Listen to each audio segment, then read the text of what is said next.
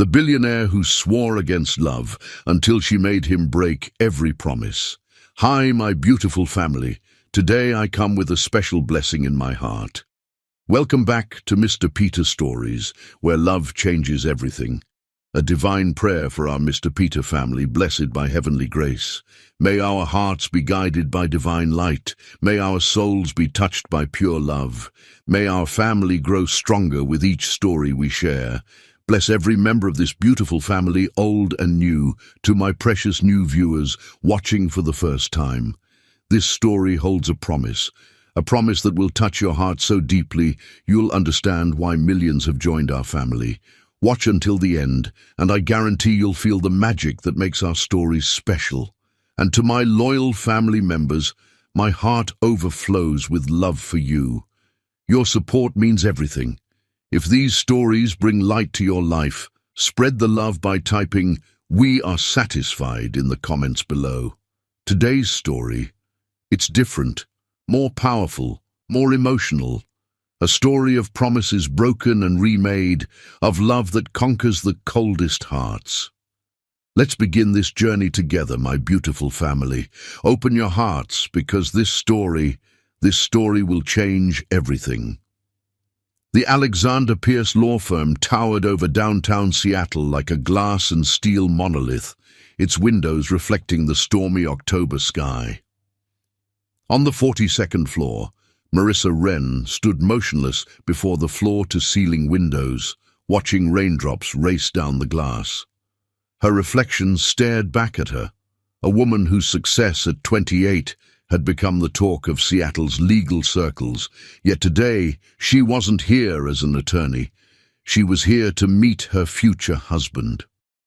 The thought made her fingers tighten around the leather portfolio she carried. Inside were the papers that would determine her future, a marriage contract that read more like a business merger, which, in essence, it was. Her family's shipping company, Wren Maritime, needed the technological infrastructure that Bruce Enterprises could provide, and Bruce Enterprises needed the established trade routes and port access that Wren Maritime controlled. A marriage between the heirs of both companies made perfect sense. On paper. The door opened behind her with a soft click. Marissa didn't turn immediately, using the window's reflection to compose herself as Stephen Bruce entered the conference room. His reputation preceded him: 35, devastatingly handsome, brilliant in business, and completely closed off to love after a very public betrayal 5 years ago. Miss Wren. His voice was deep, controlled, with an edge that suggested he was used to commanding rooms much larger than this one. I appreciate your punctuality. Marissa turned, meeting his gaze directly. He was more striking in person than in the society page photographs she'd studied. Tall and broad-shouldered, he wore his tailored charcoal suit like armor. His dark hair was swept back from a face that belonged on a Renaissance sculpture, but it was his eyes that caught and held her attention. Steel gray and sharp as winter frost, they seemed to cut right through her carefully constructed poise. Mr. Bruce. She kept her voice steady, professional. I believe punctuality is the least we can expect from each other, given the circumstances. A slight lift of his eyebrows suggested he caught the edge in her tone. He moved to the conference table, setting down an expensive leather briefcase. Indeed, shall we discuss those circumstances? Marissa crossed to the table, maintaining the perfect posture her mother had drilled into her since childhood. As she sat, she caught a hint of his cologne, something expensive and masculine that made her think of dark woods and winter nights. She pushed the thought aside. I've reviewed the contract thoroughly, she said, opening her portfolio. The terms seem straightforward enough. 2 years of marriage, separate residences if we choose, mutual business benefits, and a clean dissolution at the end, assuming both companies' integration is successful. Stephen took the seat across from her, his movements deliberate and controlled. And my personal stipulation? Ah, there it was, the infamous vow that had made headlines across Seattle. Yes, your public oath never to love again. Don't worry, Mr. Bruce, I'm not here for your heart. Something flickered in his eyes, anger, perhaps, or satisfaction. Good, because that's one asset that's not up for negotiation. May I ask why you felt the need to make such a public declaration? Marissa leaned forward slightly, genuinely curious. Surely a private decision to avoid romantic entanglements would have sufficed. You're questioning my methods, Miss Wren. His voice carried a warning edge. I'm questioning your motivations. There's a difference. She met his gaze steadily. A man who truly doesn't want love doesn't need to announce it to the world, unless, of course, he's trying to convince himself as much as everyone else. Stephen's jaw tightened, and for a moment the temperature in the room seemed to drop. He placed his hands flat on the table, and Marissa noticed he wore no rings, not even a watch, no adornments, no vulnerabilities. My motivations are not relevant to our arrangement, he said coldly. What matters is that I've been completely transparent about my expectations. This marriage is a business transaction, nothing more. Of course. Marissa withdrew a pen from her portfolio, a sleek Mont Blanc her father had given her when she made partner. Shall we proceed with the signing? Stephen produced the contracts from his briefcase, the heavy paper rustling in the quiet room. As he placed them before her, his fingers brushed hers briefly. A jolt of awareness shot through her at the contact, and she saw his hand twitch slightly before he pulled away. 6 copies, he said, his voice perfectly steady. Your lawyers can review them one final time if you wish. That won't be necessary. I've memorized every clause. She began signing, her signature flowing across the pages with practiced grace, including the one about minimum public appearances required to maintain the illusion of a real marriage. 4 social events per month, Stephen confirmed, watching her sign, coordinated by our PR teams to maximize business benefits. Marissa finished her signatures and slid the contracts across to him. And private appearances? I assume we'll need to coordinate those as well. She kept her tone professional, but the question hung in the air between them, heavy with unspoken implications. Stephen's pen paused above the paper. Meaning? Living arrangements, Mr. Bruce. While the contract allows for separate residences, the media will expect us to share a home, at least initially. She watched his face carefully. Unless you're afraid of the temptation. His eyes snapped to hers, dark with something that might have been anger or something else entirely. I don't experience temptation, Miss Wren, not anymore. Everyone experiences temptation, Mr. Bruce. She stood, smoothing her charcoal pencil skirt. The question is whether we're strong enough to resist it. He signed the final document with a sharp flourish. I assure you, my strength has never been in question. Never. She moved to the windows again, using the reflection to study him. Not even when your former fiancé betrayed you, it must have taken considerable strength to shut down your heart so completely. She heard him stand, his chair scraping softly against the floor. His footsteps approached until he stood behind her, close enough that she could feel the heat radiating from his body. My heart is not up for discussion, Miss Wren. His voice was low, dangerous. Not now. Not ever. Marissa turned to face him. Realizing too late how close they were standing, she had to tilt her head back to meet his eyes, and for a moment she caught something in them. A flash of heat, quickly buried beneath ice. Then let me be perfectly clear, Mr. Bruce. She kept her voice soft, but her words carried steel. I don't want your heart. I don't need your love. What I need is your business acumen and your company's resources. Nothing more. He studied her face for a long moment, as if searching for any sign of deception. And what makes you so certain you won't fall in love with me, Miss Wren? Many women have tried to break through my walls." A smile curved her lips, sharp as a blade. "Because, Mr. Bruce, while you've sworn never to love again, I've never believed in love in the first place. Business is my true passion. Always has been, always will be." Something shifted in his expression, surprise perhaps, or recognition of a kindred spirit. He stepped back, creating a professional distance between them once more. "Then we understand each other perfectly." He gathered the signed contracts, his movements precise and controlled. "The wedding will be arranged for next month, small, elegant, but public enough to satisfy the shareholders." Perfect. Marissa collected her portfolio, using the moment to steady her racing pulse.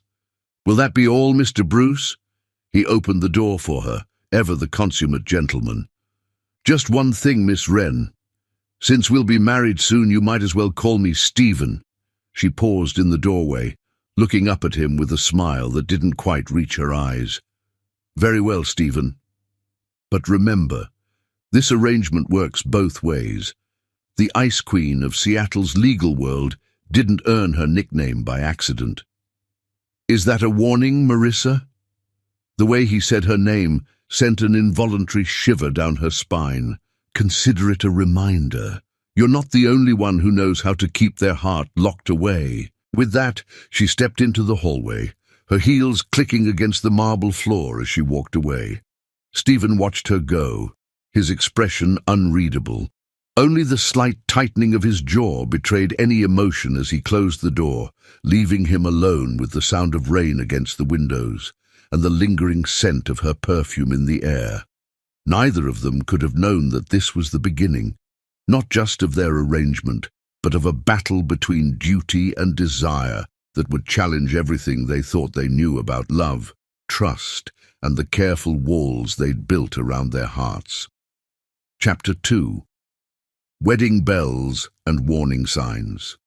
The St. James Cathedral stood like a silent sentinel against Seattle's twilight sky, its Gothic spires reaching toward clouds tinged pink and gold by the setting sun.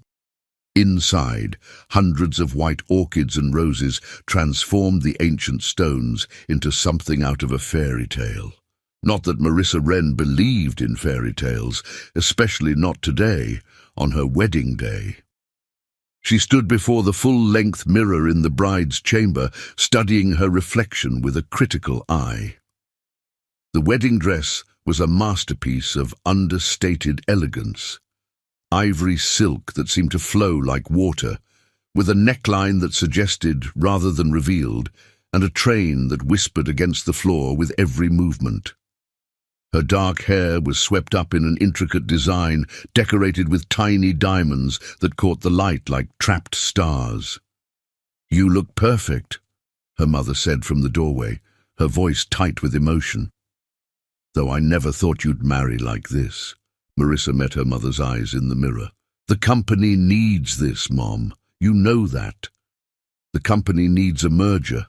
It doesn't need you to sacrifice your chance at real love." A knock at the door saved Marissa from responding. Her father entered, distinguished in his tuxedo, his face a mixture of pride and concern. "It's time, sweetheart."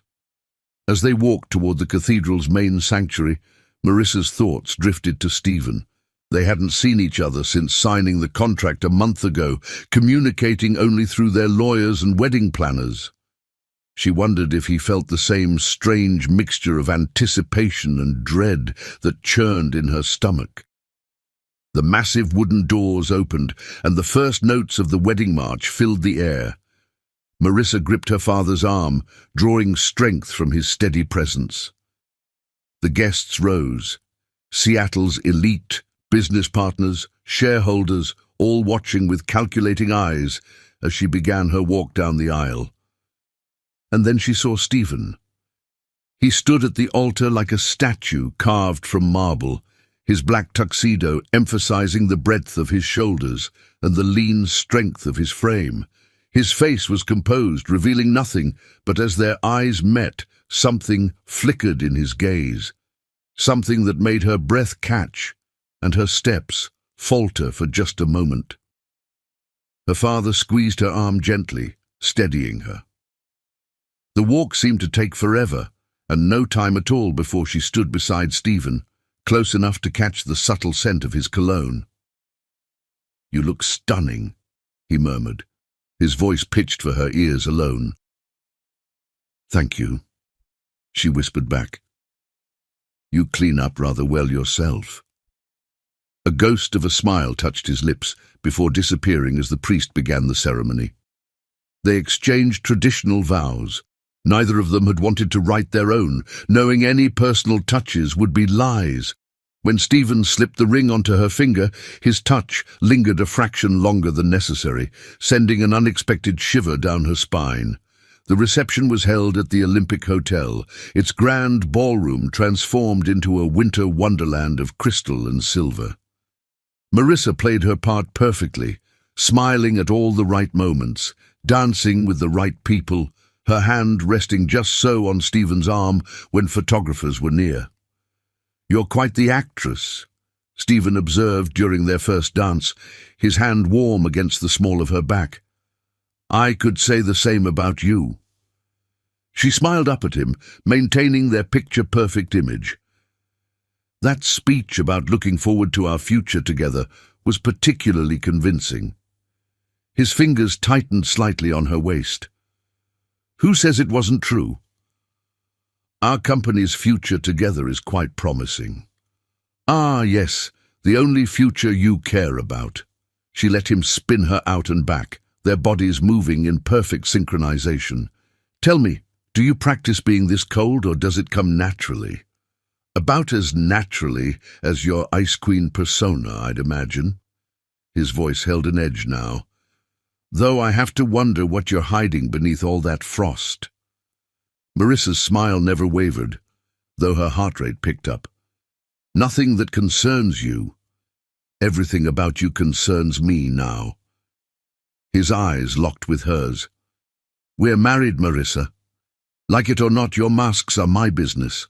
"As yours are mine," she challenged. "Shall we discuss what you're hiding behind that wall of yours?" The dance ended before he could respond, and they were swept into another round of congratulations and photographs.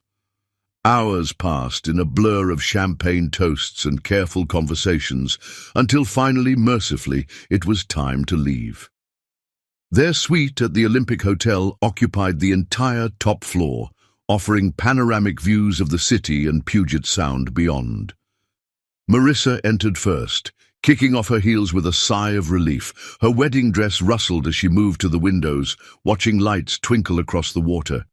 Stephen followed, closing the door with a soft click that seemed to echo in the sudden silence. He removed his bow tie and jacket, dropping them onto a nearby chair. "You can stop looking so nervous," he said, his voice rough. "I meant what I said about separate bedrooms." Marissa turned, annoyance flashing in her eyes. "I'm not nervous. I'm wondering if you actually believe your own lies." He froze in the act of unbuttoning his cuffs. "Excuse me?" "Your vow never to love again. It's not about protecting yourself. It's about punishing yourself." She met his gaze unflinchingly. "And maybe punishing every woman who dares to get close." Stephen's expression darkened as he crossed the room, stopping inches from her. The heat of his body seemed to radiate through the space between them, making her skin tingle with awareness. "Don't pretend to understand me, Marissa."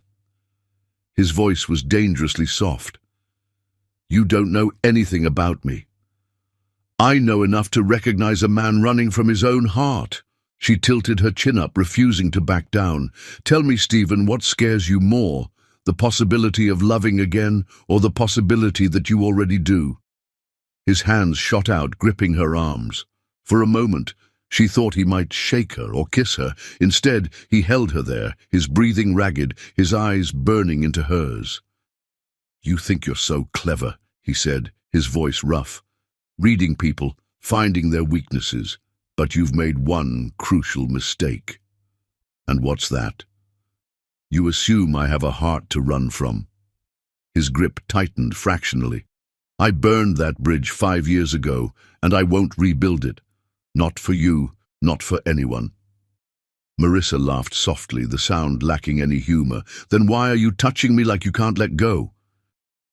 Stephen released her as if burned, taking several steps back. The loss of his touch left her feeling strangely bereft, though she'd never admit it.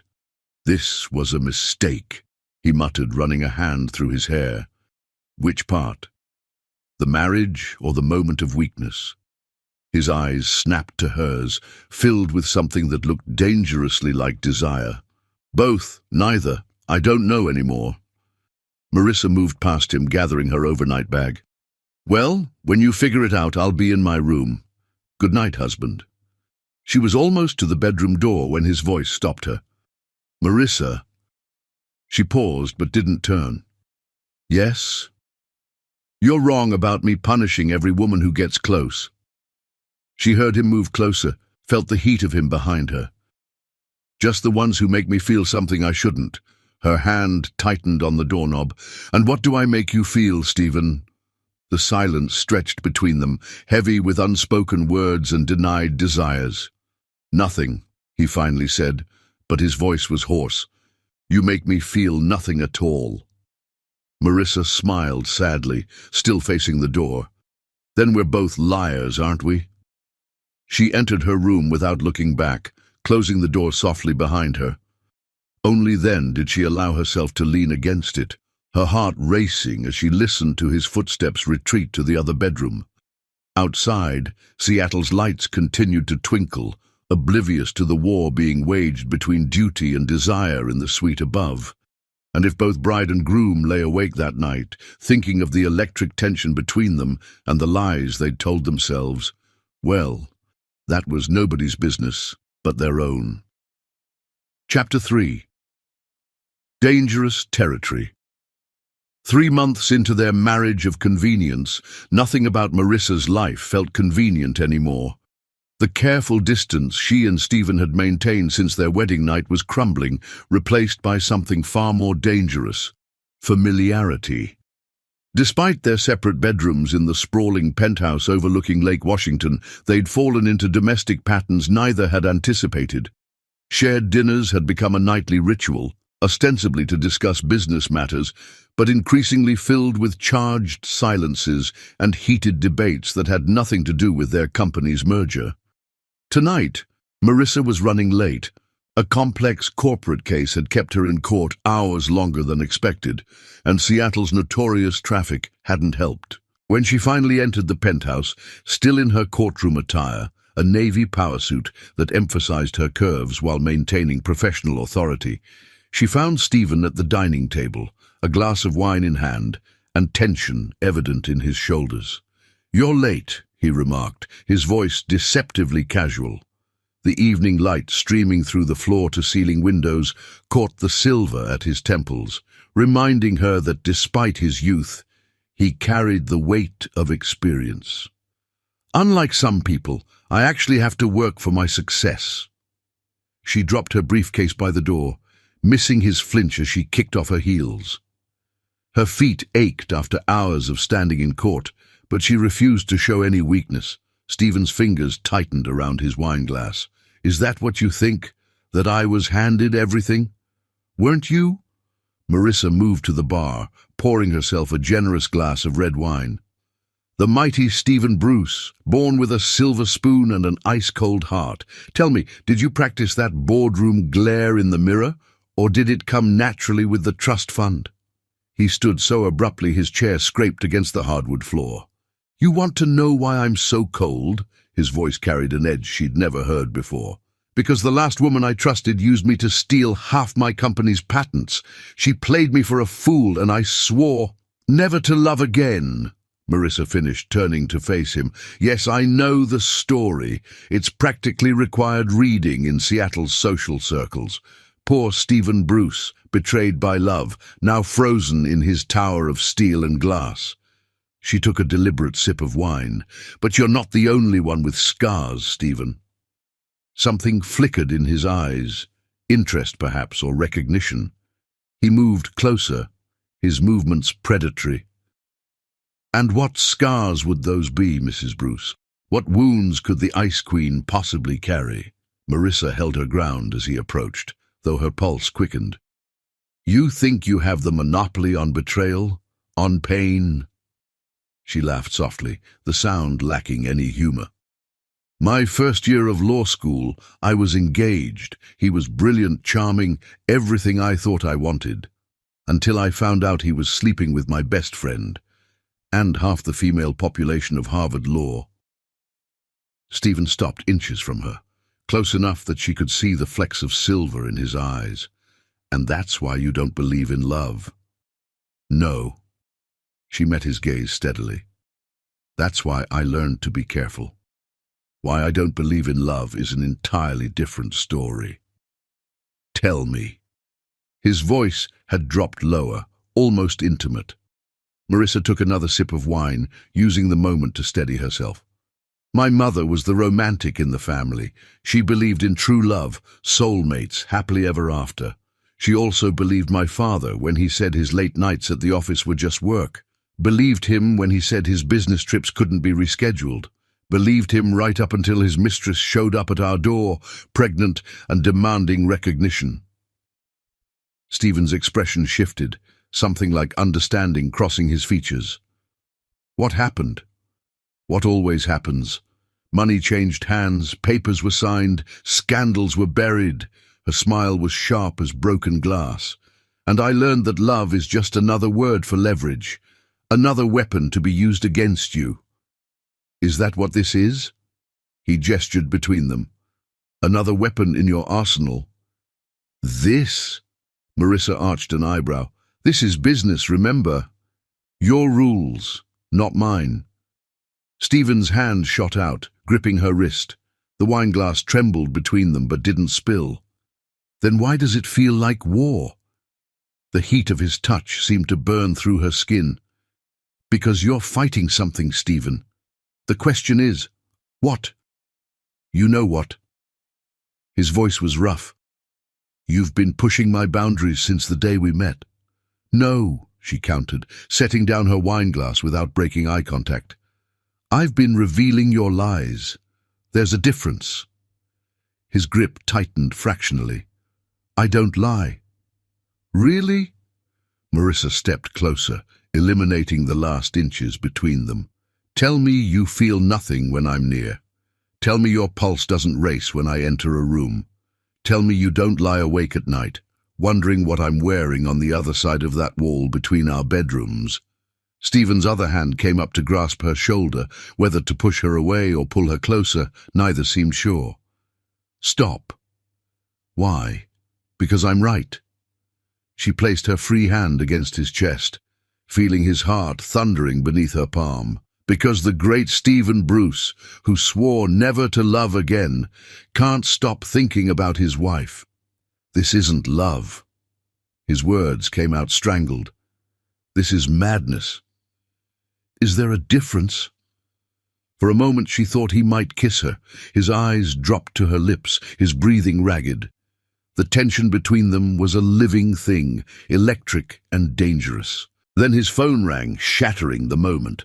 Stephen released her abruptly, stepping back as if burned. He pulled out his phone, checking the screen. It's the Tokyo office. Marissa smoothed her skirt, trying to calm her racing heart. Of course it is. It's always something, isn't it? He paused with the phone halfway to his ear. Marissa! Save it. She gathered her wineglass and briefcase.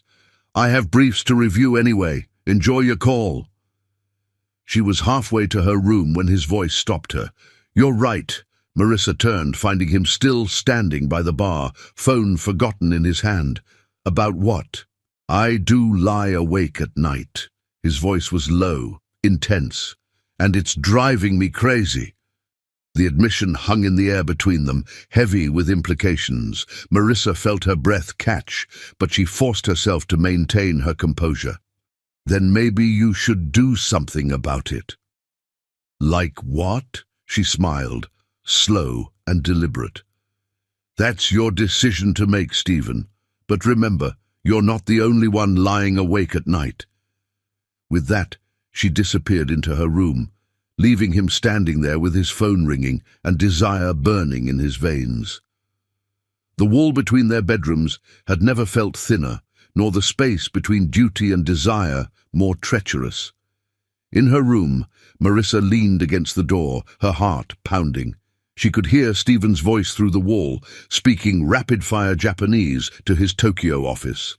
The familiar sound was both comforting and maddening, a reminder of the careful distance they maintained and the growing heat that threatened to consume it. She moved to her window, looking out over the lights of Seattle. Below, boats moved across Lake Washington like stars fallen to earth, their lights twinkling in the darkness. The city spread before her, a tapestry of light and shadow, much like the man in the next room, a puzzle of contradictions she was only beginning to understand. Her phone buzzed with a text. "Stephen, dinner tomorrow? We should talk." Marissa stared at the message, feeling the weight of everything unspoken behind those simple words. After a long moment, she typed back, "Dangerous territory, Mr. Bruce." His response came quickly. "I'm beginning to think everywhere is dangerous territory with you." She smiled despite herself, typing one last message before setting her phone aside. "Only if you're afraid of getting burned." Through the wall, she heard his sharp intake of breath, followed by the sound of something, maybe a glass, being set down hard. The Tokyo call continued, but there was a new tension in his voice, an edge that hadn't been there before. Marissa changed out of her court attire, selecting a silk nightgown that made her feel both powerful and vulnerable. As she prepared for bed, she couldn't help wondering what Stephen would think if he saw her like this. Not the ice queen of the courtroom or the perfect society wife, but just Marissa, with all her walls temporarily lowered. The thought was dangerous, seductive, and exactly the kind of thinking she'd sworn to avoid. Yet, as she slipped between cool sheets, she found herself listening to the sounds from the next room, the murmur of Stephen's voice, the occasional creak of floorboards as he paced, the soft thud of a door closing. Sleep was a long time coming that night, and when it did, her dreams were filled with steel-grey eyes and hands that burned like fire against her skin. In the morning, she would tell herself it meant nothing, that this growing attraction was just biology, just proximity and convenience, creating an illusion of connection. But in the darkness, with only the city lights for company, she allowed herself to wonder if perhaps they were both lying about more than just their feelings. If perhaps the very things they claimed to guard against, love, vulnerability, connection, were exactly what they were tumbling helplessly toward, despite all their carefully constructed defenses. The night stretched on, and somewhere in the penthouse, two people lay awake, separated by a wall and united by the same burning question. How long could they maintain this careful dance before something or someone broke? Chapter 4. The Breaking Point. The annual Seattle Children's Hospital Charity Gala was the crown jewel of the city's social calendar, transforming the grand ballroom of the Fairmont Olympic Hotel into a glittering wonderland of crystal and candlelight. For Stephen Bruce, it should have been a simple evening. Smile for the cameras, write a large check, maintain the perfect facade of marital bliss with Marissa. But nothing about this evening would prove simple. He stood at the base of the grand staircase, checking his watch for the third time in as many minutes. Marissa had insisted on arriving separately, claiming a last-minute court appearance would delay her. Now, as he nursed a scotch and deflected questions about his wife's whereabouts, he was beginning to wonder if she'd planned this. Another move in their endless chess game of attraction and denial. The whispers reached him before he saw her. A ripple of murmurs moved through the crowd, heads turning toward the top of the staircase. Stephen followed their gaze and felt his world tilt on its axis. Marissa stood at the landing, a vision in deep burgundy silk, that seemed to flow like wine over her curves.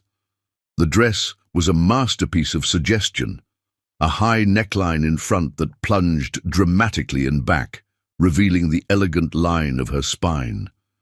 Her dark hair was swept up, exposing the graceful curve of her neck, and diamonds glinted at her ears, his wedding gift, though she'd never worn them until tonight. She descended the stairs with practiced grace, her eyes scanning the crowd until they found his.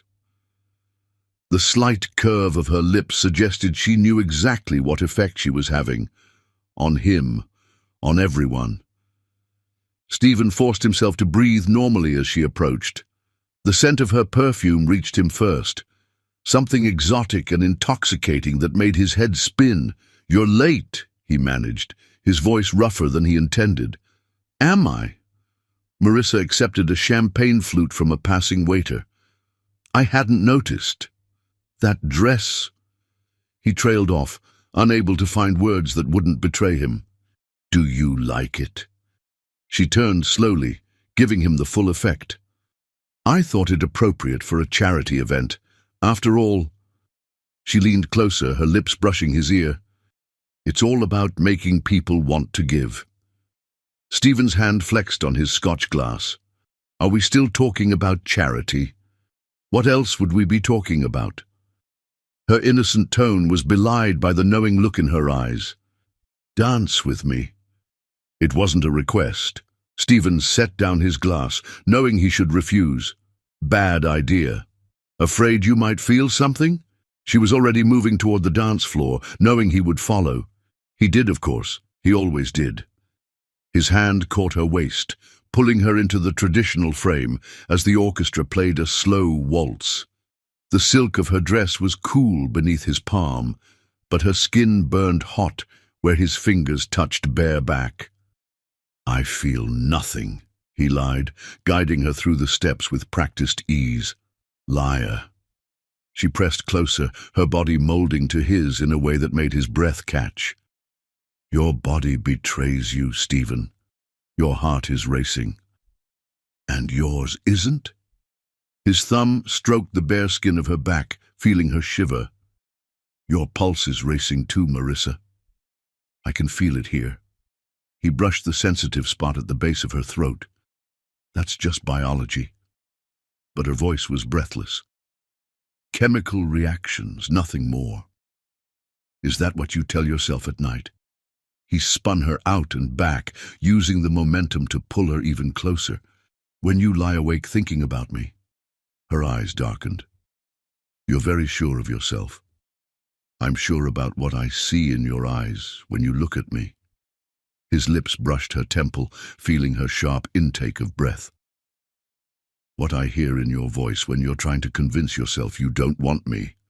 "Want has nothing to do with it," but her fingers tightened on his shoulder. "This is just proximity, convenience." "Is it?" His hand slid lower on her back. "Proprietary. Then why did you choose this dress? Why wear my diamonds? Why arrive late, ensuring every eye would be on you, including mine?" Marissa's laugh was shaky. "Maybe I just enjoy making you uncomfortable." "Oh, I'm very comfortable." He demonstrated by pulling her impossibly closer, their bodies moving as one to the music. "The question is, are you?" The orchestra switched to a slower piece, the kind that required partners to move closer still.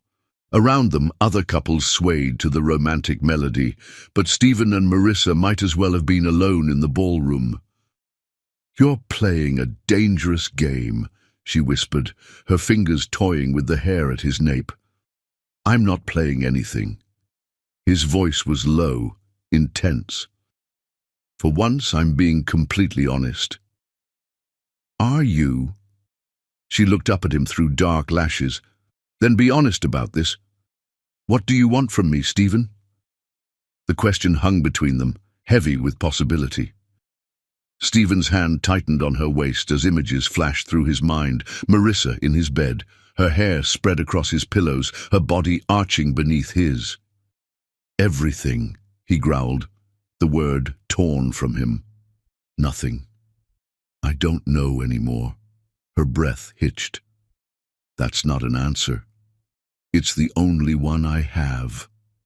He spun them toward the edge of the dance floor, away from prying eyes. You've gotten under my skin, Marissa, into my blood. Every time I think I've got my control back, you do something like this. His fingers traced the bare skin of her back. And I lose my mind all over again. Maybe that's not such a bad thing. Her hand slid from his shoulder to his chest, resting over his thundering heart. Maybe we both need to lose control once in a while. Stephen's other hand came up to cup her face, his thumb brushing her lower lip. Don't tempt me.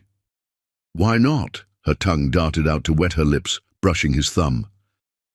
Isn't that what wives are supposed to do? Tempt their husbands? A growl rumbled in his chest. This isn't a game, Marissa. No. She pressed closer, her body flush against his. Then what is it? Instead of answering, he steered them off the dance floor and through the French doors onto a private balcony. The Seattle night enveloped them, cool and misty, but neither noticed the temperature. What are you doing? Marissa's voice was breathy as he backed her against the stone balustrade. Being honest, his hands framed her face, tilting it up to his. You want to know what this is?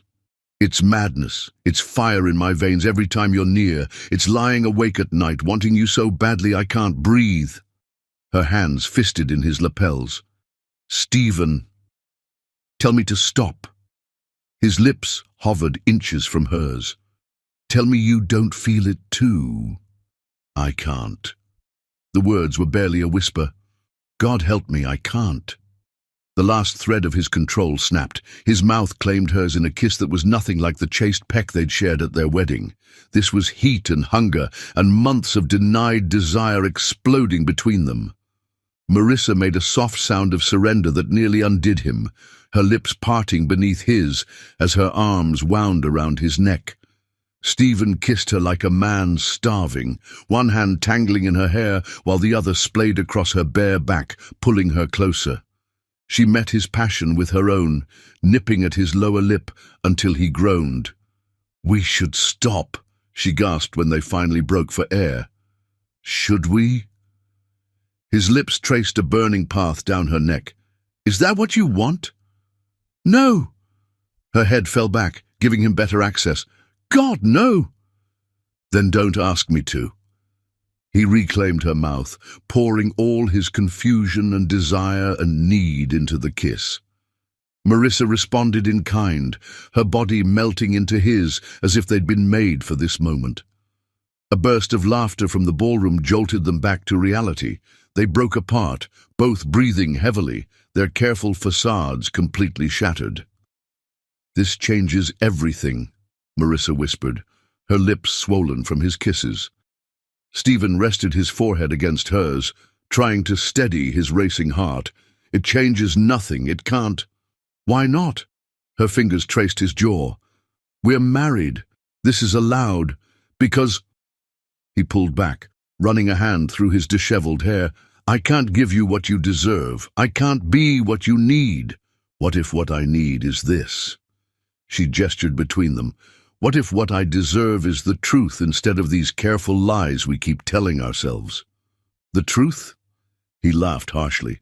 The truth is that I want you more than I've ever wanted anyone. The truth is that you make me forget every vow I've ever made. The truth is that this us terrifies me more than anything ever has. Marissa's eyes softened. Stephen. Don't. He stepped back, creating distance between them. Don't look at me like that. Like you understand. Like you can fix what's broken in me. I'm not trying to fix you. She reached for him, but he moved away. I'm trying to understand why you're so determined to punish yourself and me for feelings neither of us can control. Because control is all I have left. The words exploded from him. After Caroline destroyed everything I thought I knew about love, control became my armor. And you, he raked his hands through his hair, you make me lose control just by existing. Maybe that's not such a bad thing. she said softly. Maybe sometimes we need to lose control to find something better. Stephen stared at her, illuminated by moonlight and city lights, more beautiful and dangerous than he'd ever seen her. I can't, he finally said. I'm sorry, but I can't. He turned to leave, but her voice stopped him. Coward. He froze. What did you say? You heard me. Her voice was steel, wrapped in silk. You're a coward, Stephen Bruce. You're so afraid of getting hurt again that you'd rather live half a life than risk feeling something real.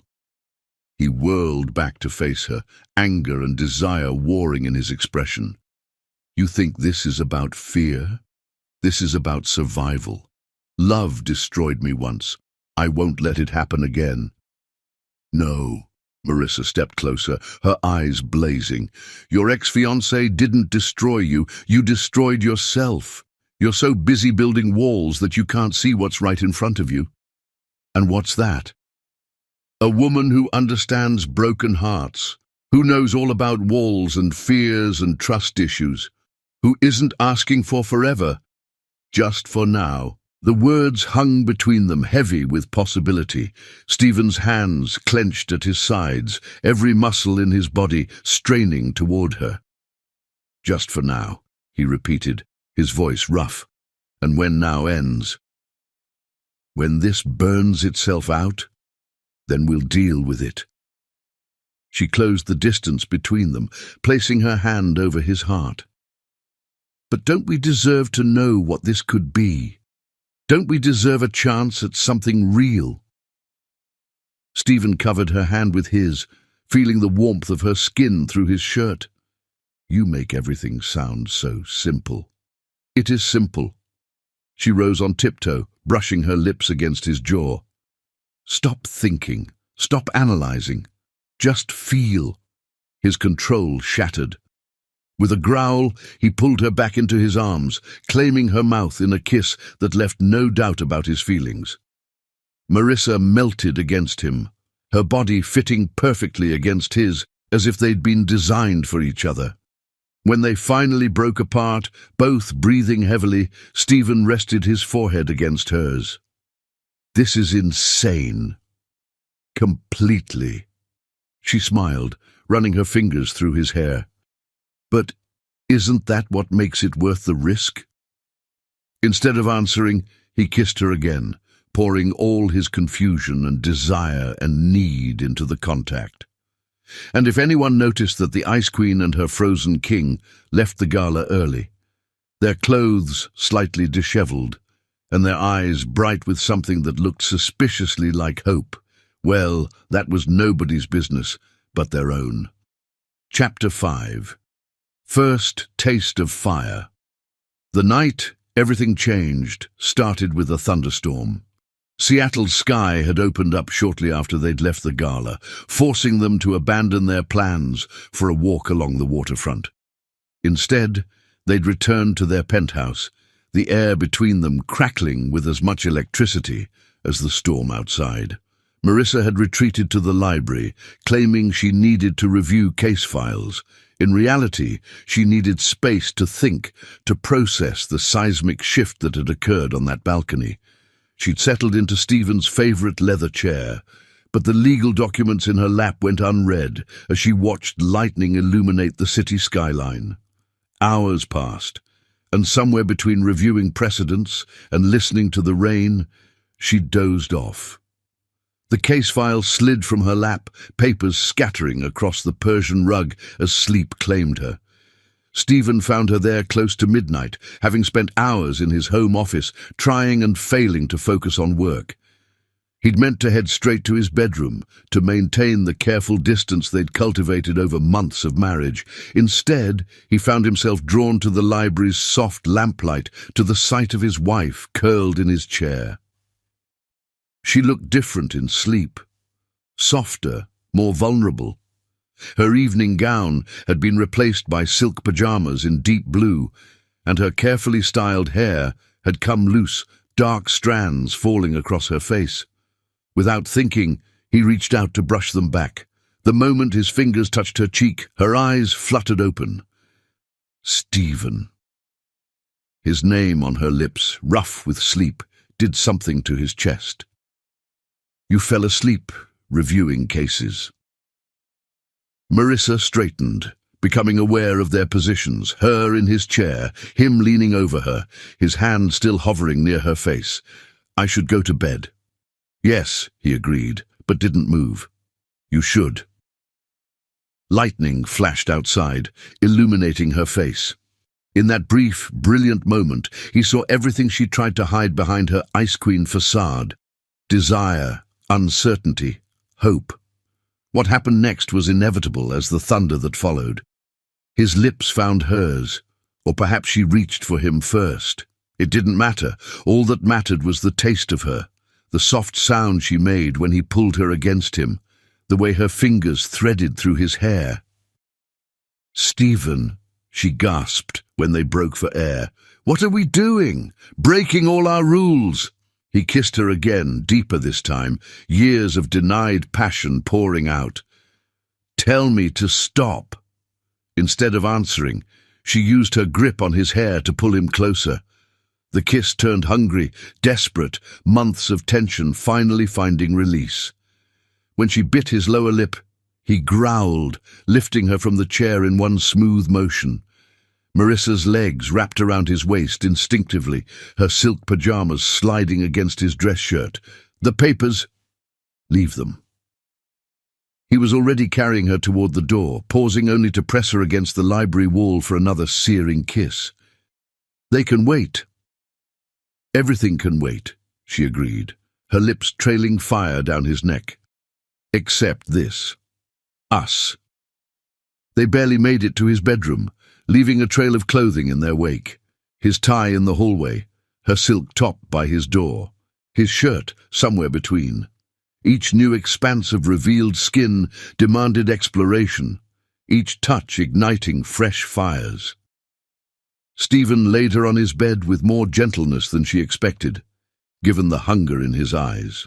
You're beautiful, he breathed, taking in the sight of her against his dark sheets. So damn beautiful. Marissa reached for him, pulling him down to her. Show me, she whispered against his lips. Show me what you've been holding back all these months. He did. Oh, how he did. Later, much later, they lay tangled in his sheets, the storm still raging outside. Marissa traced lazy patterns on his chest, feeling his heart gradually slow beneath her palm.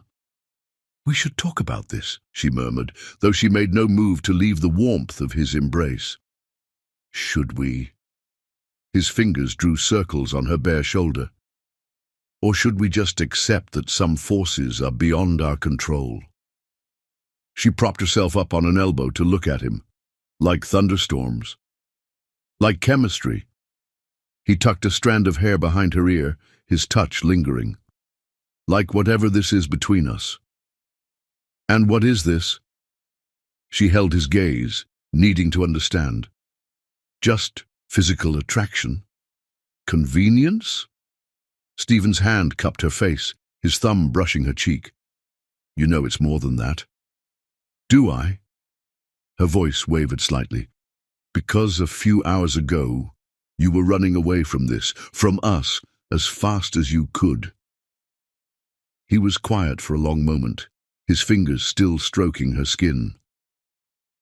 Do you know what scared me most on that balcony? What? How right it felt. His eyes held hers, more vulnerable than she'd ever seen them. Kissing you, holding you, it felt like coming home, and that terrified me. Marissa's breath caught. Why? Because home means letting down your guard. It means giving someone the power to hurt you. His voice roughened. And you already have more power over me than anyone ever has. She leaned down to kiss him softly. I'm not Caroline. I won't hurt you like she did. I know. He pulled her closer, burying his face in her hair. That's not what scares me anymore. Then what does? The fact that I'm starting to believe in something I swore was impossible. His arms tightened around her. The fact that you make me want things I gave up on years ago. Marissa's heart raced at the implications. Like what? Like this. He rolled them over, pinning her beneath him. Like waking up with you in my arms. Like letting myself feel something real instead of hiding behind contracts and conditions. She reached up to trace his features, memorizing them by touch. And is that such a bad thing? It's terrifying. He caught her hand, pressing a kiss to her palm. But maybe that's what makes it worth the risk. Lightning flashed outside, casting dramatic shadows across their entwined forms.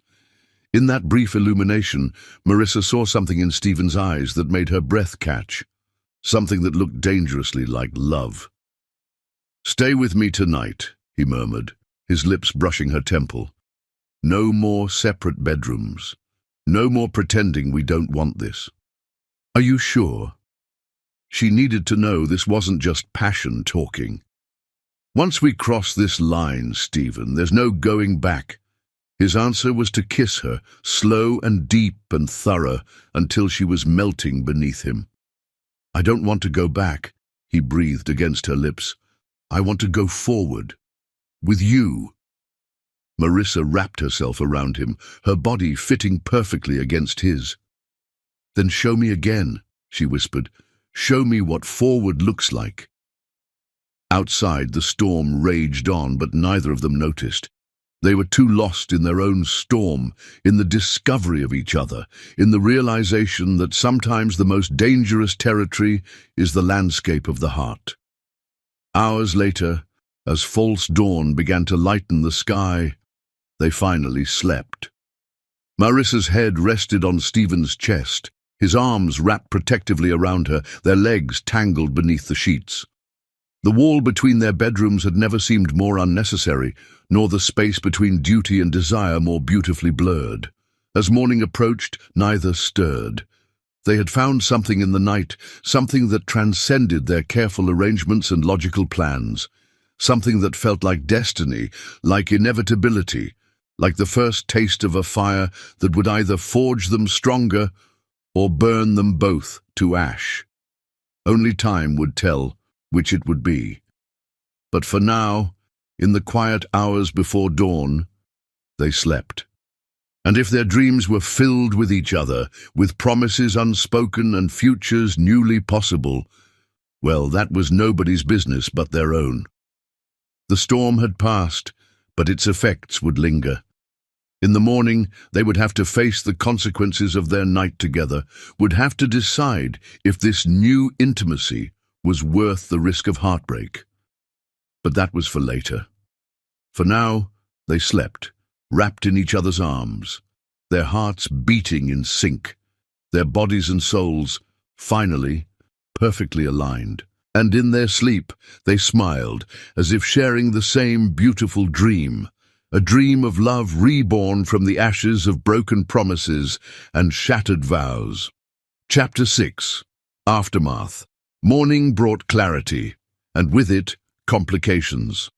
Marissa woke alone in Stephen's bed, the sheets beside her still warm, but empty. Through the floor-to-ceiling windows, Seattle sparkled under a fresh blanket of morning fog, the storm's aftermath lending everything a dreamlike quality. For a moment, she let herself remember the night before.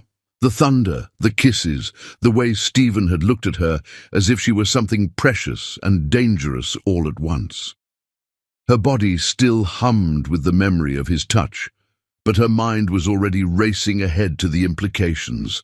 The sound of the shower running in his ensuite bathroom told her he hadn't gone far, but the empty bed spoke volumes. Stephen Bruce, master of control, was already retreating. Marissa slipped from the bed, gathering her scattered clothing with practiced efficiency. Her silk pajama top was somewhere in the hallway, she remembered, cheeks flushing at the memory of how it got there. She borrowed one of Stephen's dress shirts instead, the fabric swimming on her frame, but smelling tantalizingly of him. She was halfway to the door when his voice stopped her. Running away? She turned to find him in the bathroom doorway, a towel slung low on his hips, water still beading on his chest. The sight made her mouth go dry. "Not running," she managed. "Just giving you space to process your regrets." His eyes darkened. "Is that what you think last night was? A regret? Isn't it?" She gestured to the empty bed. "You couldn't get away fast enough this morning. I was making calls to clear my schedule." He moved closer, and she fought the urge to step back. "I thought we could talk." "Talk?" She gave a hollow laugh. "Now you want to talk, after months of avoiding any real conversation about what's between us?" "Marissa, no." She held up a hand. "You don't get to do this. You don't get to act like last night changed everything when we both know you'll just build your walls higher." Stephen ran a hand through his damp hair, frustration evident in every line of his body. "So this is your solution? Pretend it never happened. Isn't that your specialty?" The words came out sharper than intended. "Pretending feelings don't exist, that attraction is just chemistry, that love is—" "Don't." He closed the distance between them in 2 strides. "Don't tell me what I feel. Then tell me yourself." She tilted her chin up, meeting his gaze defiantly. "Tell me last night meant nothing. Tell me you can walk away from this, from us, and never look back." Instead of answering, he kissed her. It was different from last night's kisses, not gentle or passionate, but almost angry. His hands tangled in her hair as he backed her against the wall, his body pressing into hers until she couldn't tell where she ended, and he began. When he finally pulled back, they were both breathing hard. "Does that feel like nothing?" His voice was rough. "Does that feel like something I can walk away from?" Marissa's hands were still gripping his shoulders, her nails leaving half-moon marks in his skin. "Then why are you fighting it so hard?" "Because I can't want you like this." The words exploded from him as he pushed away, pacing the room like a caged animal. "I can't need you this much. It's not safe." "Safe?" She laughed incredulously. "When has love ever been safe?" They both froze at the word. Love. It hung in the air between them, impossible to take back. "I don't do love," Stephen said finally, but his voice lacked conviction. "You knew that from the start." "No." Marissa straightened, squaring her shoulders. "I knew you were afraid of love. There's a difference." "I'm not afraid, aren't you?" She moved toward him slowly, like approaching a wounded animal. "You're so terrified of feeling something real that you'd rather push me away than admit last night meant something." Of course it meant something. He whirled to face her, his control finally cracking. "It meant everything, and that's exactly why I can't—" He broke off, running his hands through his hair. "Can't what?" she pressed, needing to hear it. "Can't let myself believe in this." His voice dropped to barely a whisper. "In us." Marissa's heart ached at the pain in his voice. Slowly, giving him time to pull away, she stepped closer. "Why not?" "Because the last time I believed in love, it nearly destroyed me." He didn't move away as she approached, though she could see him trembling with the effort to maintain control. "I can't go through that again." "You think I'm not scared too?" She placed her hand on his chest, feeling his heart race beneath her palm. "You think I'm not terrified of how much I feel for you?" His hands came up to cover hers. "Then why are you pushing this?" "Because some things are worth the risk." She rose on tiptoe, brushing her lips against his jaw.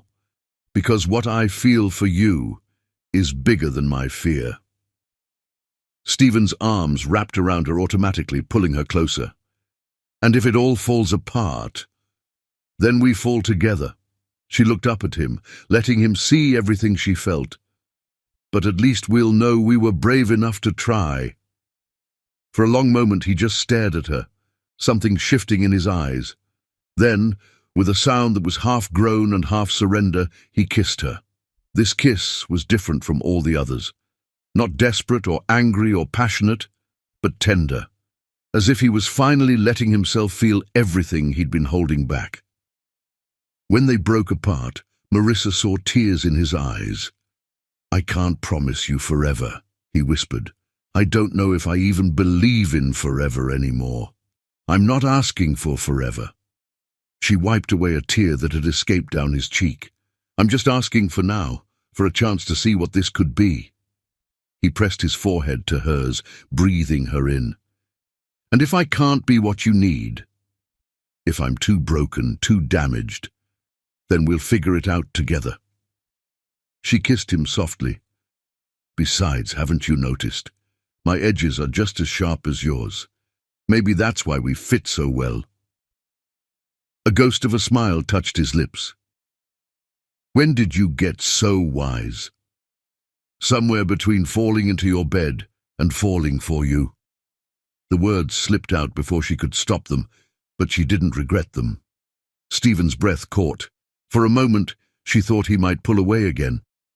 Instead, he gathered her closer, burying his face in her hair. "Stay," he murmured. "Not just for now, not just for tonight. Stay with me." "For how long?" "For as long as we can make this work." He pulled back to look at her, his eyes vulnerable but determined. "I can't promise you forever, but I can promise you everything I have to give." Marissa's heart swelled. "That's all I'm asking for." This time when he kissed her, it felt like sealing a pact, like crossing a bridge and burning it behind them, leaving no path of retreat. Later, much later, they lay tangled in his sheets again, the morning sun painting patterns across their skin. Marissa traced the lines of his face, memorizing every detail.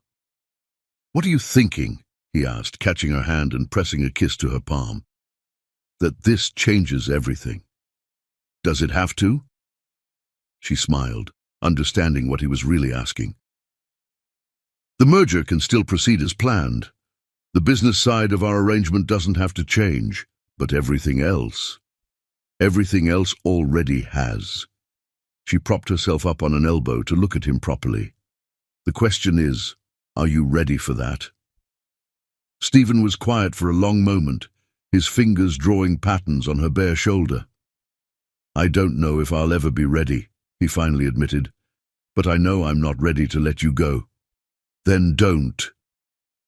She settled back against his chest, feeling his arms tighten around her. "We'll figure out the rest as we go." Outside, Seattle was coming to life, the fog beginning to lift as the sun climbed higher. But in Stephen's bedroom, time seemed to stand still. They had crossed a line, burned their careful rules and rational plans, and emerged into something new and terrifying and beautiful. Only time would tell if they could maintain this delicate balance between heart and head, between passion and practicality. But for now they had this, the warmth of shared breath, the comfort of skin against skin, and the fragile hope that maybe, just maybe, love wasn't such an impossible dream after all. Chapter 7. War of Hearts. Their marriage became a battlefield of stolen moments and denied feelings. The careful distance they'd maintained had shattered, replaced by an intimacy that was both intoxicating and terrifying. Every touch was a surrender, every kiss a declaration of war against the walls they'd built around their hearts. The transformation was most evident in their shared spaces. The penthouse that had once felt too large for two people now seemed to shrink with every passing day, charged with an electricity that made even casual encounters feel dangerous. Marissa noticed it most in the mornings. She'd wake to find Stephen watching her, his eyes dark with something that looked dangerously like adoration. Sometimes he'd reach for her, pulling her close for lazy kisses that inevitably turned heated. Other times he'd already be gone, leaving only the lingering warmth of his body in the sheets and a coffee cup waiting for her in the kitchen. Tonight she found him in his office, buried in work, despite the late hour. The merger between their companies was proceeding smoothly, but it required constant attention. She paused in the doorway, taking a moment to study him unobserved. He'd loosened his tie, rolled up his sleeves, and his hair was disheveled from running his fingers through it, sure signs he'd been at it for hours. The sight made something in her chest tighten. "You're staring," he said, without looking up from his computer. You're working too hard. She moved into the room, perching on the edge of his desk. It's past midnight. The Tokyo market never sleeps. But he leaned back in his chair, his eyes traveling over her appreciatively. She'd changed into one of his dress shirts after her shower, the white fabric a stark contrast against her skin. The Tokyo market can wait. She reached out to loosen his tie further. You need rest. His hand caught hers, bringing it to his lips. What I need is you. Heat bloomed in her chest at the words, at the intensity in his gaze. You have me. Do I? He pulled her into his lap, one hand sliding beneath the shirt to stroke her bare thigh. Sometimes I wonder if this is all a dream, if I'll wake up tomorrow and find you've come to your senses. My senses. She wound her arms around his neck, pressing closer. I think I lost those the moment I married you. His laugh was rough. That was business. Was it? She nipped at his jaw. Or was it fate disguised as a merger? You don't believe in fate. His hands tightened on her hips as she shifted against him. I didn't believe in love either. She caught his gaze, holding it. You've made me question a lot of things, Stephen. Something flickered in his eyes, fear or hope, she couldn't tell. Tell me what you feel, he demanded softly. When I touch you, when I kiss you, tell me what's in your heart. Fire, she breathed, rocking against him. You make me burn. His control snapped. In one fluid motion he stood, lifting her onto his desk. Papers scattered, but neither noticed. His mouth claimed hers in a kiss that was pure possession, his hands already working at the buttons of her borrowed shirt.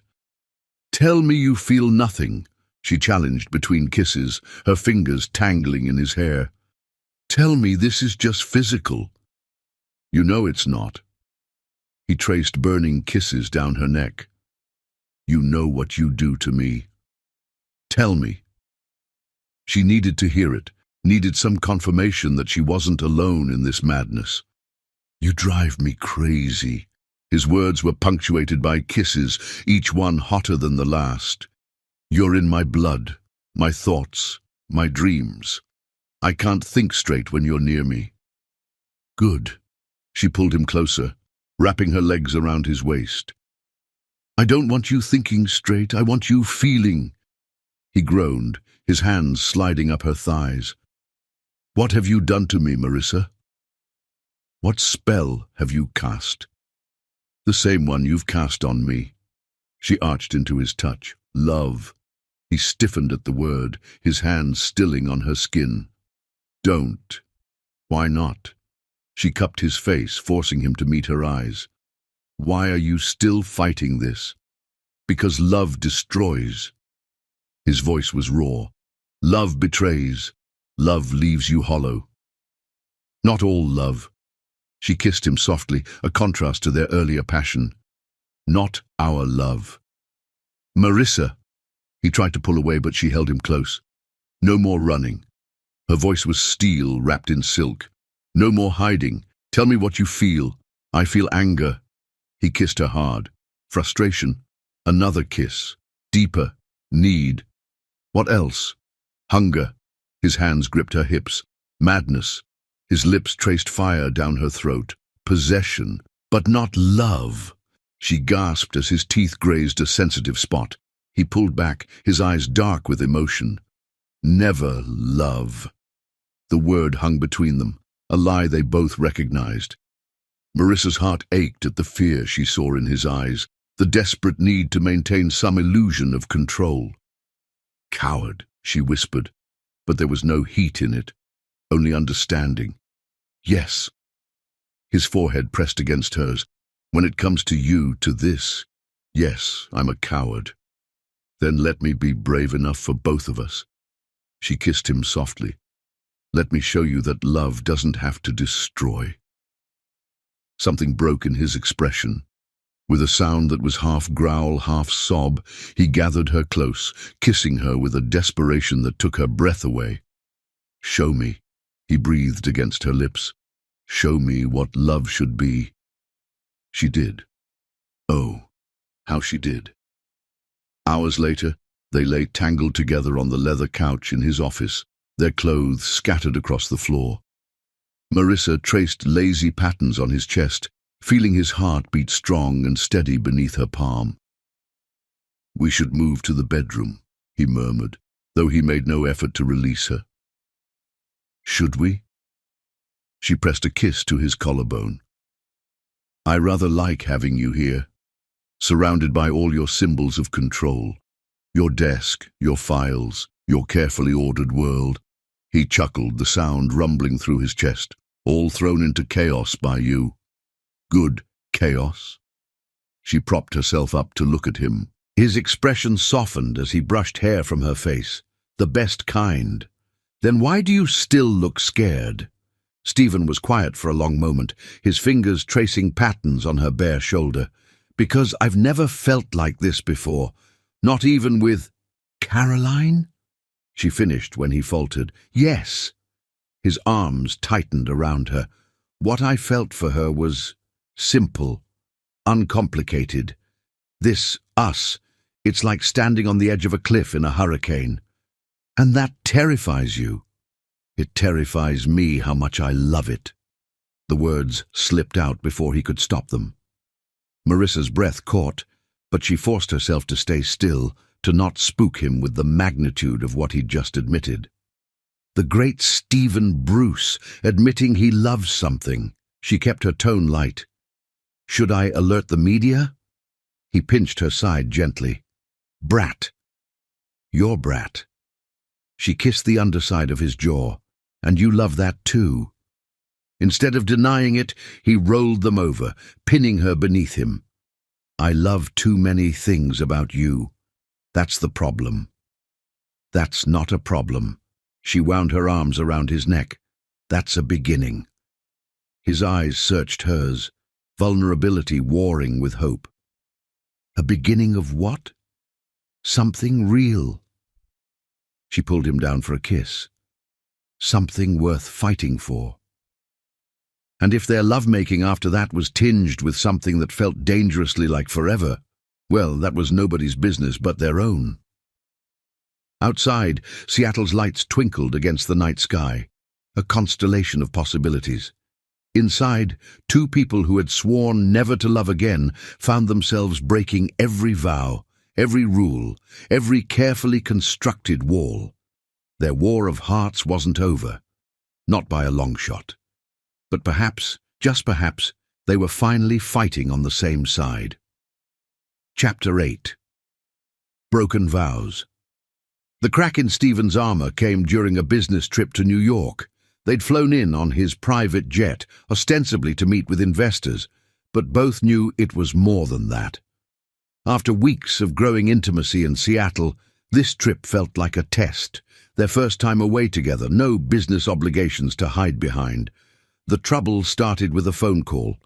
Marissa was in their suite at the plaza, surrounded by legal documents, when her sister called with the news. A rival company, Blackthorn Industries, had launched a hostile takeover attempt of Wren Maritime. "How bad is it?" Stephen asked, finding her still at her laptop hours later, her face illuminated by the screen's blue glow. "Bad." She didn't look up from the financial reports she was reviewing. "They've been quietly buying shares for months, working through shell companies. They already control 30%. He moved behind her, his hands coming to rest on her shoulders. "Let me help." "I can fix this." She shrugged off his touch, still scrolling through documents. "I don't need your help." "Marissa." His voice was different, softer than she'd ever heard it. "Let me help you." Something in his tone made her finally look up. What she saw in his eyes scared them both. Concern, protectiveness, and something deeper that neither was ready to name. "Why?" The question came out barely above a whisper. "Because," he struggled with the words, "because I can't watch you hurt." The simple admission hung between them, heavy with implications. Marissa's heart raced as she processed what he wasn't saying, that her pain had become his pain, that her battles were now his battles. It's my family's company, she said, but her voice wavered. My responsibility. And you're my wife. He knelt beside her chair, taking her hands in his. Your responsibilities are mine now, not because of our arrangement, not because of the merger, but because... He broke off, looking almost surprised by the intensity of his own feelings. Because what? She needed to hear it. Instead of answering, he kissed her. It was different from their usual passionate encounters. This was tender, almost reverent. When he pulled back, his eyes were fierce with determination. Because you're mine, he said simply. And I protect what's mine. Marissa's breath caught at the possessiveness in his voice. Stephen, let me make some calls. He was already pulling out his phone. I know people who owe me favors. We can start buying back shares through private holdings, counter their moves before they gain more ground. She watched him pace the suite, switching effortlessly between English, Japanese, and Mandarin as he called in markers from across the globe. This was Stephen in his element, commanding, strategic, unstoppable. But there was something else too, an underlying urgency she'd never seen before. Hours passed in a blur of conference calls and emergency meetings. They ordered room service but barely touched it, too focused on the battle at hand. Around midnight, Stephen's phone lit up with a text. Got it. His smile was predatory. My contact at Goldman Sachs came through. They're willing to back us with enough capital to buy out Blackthorne's position at a premium. Marissa stared at him. That kind of backing. What did you have to promise them? Nothing they weren't already getting through our merger. He moved to the wet bar, pouring them both a celebratory scotch. Just had to adjust some timelines, guarantee certain returns. Stephen. She caught his arm as he handed her the glass.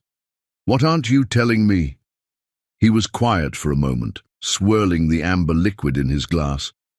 I put up personal collateral. If the deal goes south, I lose controlling interest in Bruce Enterprises. The glass slipped from her fingers. Stephen caught it before it could shatter, setting both drinks aside. Are you insane? Marissa's voice shook. You could lose everything. No. His hands came up to frame her face. I could lose the company. There's a difference. But your company is everything to you. It's all you've worked for, all you've protected since Caroline. Stop. His thumb brushed her lips, silencing her. My company is not everything to me, not anymore. The implications of that statement hit her like a physical blow. Don't, she whispered. Don't say things you don't mean. When have I ever said anything I don't mean? His eyes held hers, unflinching. You've accused me of many things, Marissa, but lying has never been one of them. Then what are you saying? I'm saying that somewhere between our arrangement and this moment, my priorities changed. His voice was rough with emotion. I'm saying that the thought of you in pain, of you losing something you love, is worse than any financial loss I could face. Tears filled her eyes. That sounds an awful lot like love, Stephen. Maybe it is. He brushed away a tear that had escaped down her cheek. Maybe that's what terrifies me most. What? That you might love me? No. He pulled her closer until their foreheads touched. That I already do. The admission seemed to surprise him as much as her. For a moment they just stood there, breathing each other's air, letting the magnitude of his words sink in. Then Marissa kissed him. It was fierce and tender all at once, a physical manifestation of everything they'd been dancing around for months. Stephen responded with equal fervor, backing her toward the bedroom with single-minded intent. Wait, she gasped as his lips found her neck. The takeover can wait until morning. He was already working on the buttons of her blouse. Right now I need to show you exactly what you mean to me. Show me with words, she demanded, even as her body arched into his touch. No more hiding behind actions. Tell me what you feel." Stephen pulled back just enough to meet her eyes. What she saw there took her breath away. All his walls were down, leaving nothing but raw truth. "I love you," he said simply. "God help me, but I do. You've torn down every defense, broken every vow, made me question everything I thought I knew about love and trust and happiness." Tears spilled down Marissa's cheeks. "Say it again." "I love you." He kissed away her tears. "I love your brilliant mind and your fierce heart. I love how you challenge me, how you see through my facades, how you make me want to be better." "Stephen, I'm not finished." His hands cupped her face. "I love waking up with you in my arms. I love watching you work, seeing that fire in your eyes when you're fighting for something you believe in. I love that you made me break my vow never to love again, because loving you is the best thing that's ever happened to me." Marissa's heart felt too full, like it might burst from joy. "I love you too," she whispered, "so much it scares me sometimes." His smile was radiant. "Good scared or bad scared?" "The best kind of scared." She wound her arms around his neck, "The kind that makes me feel alive." Their kisses turned heated, clothes falling away as they stumbled toward the bed.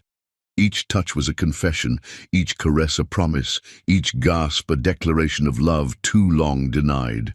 Later, much later, they lay tangled in the sheets, Marissa's head on Stephen's chest as he stroked her hair. "We should sleep," she murmured. "Early meeting tomorrow."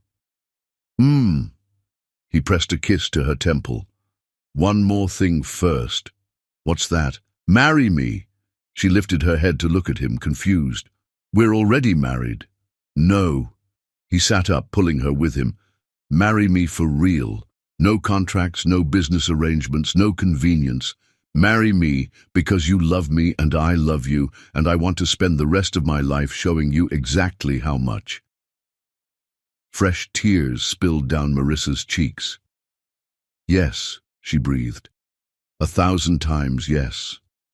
His kiss tasted of joy and promise and forever.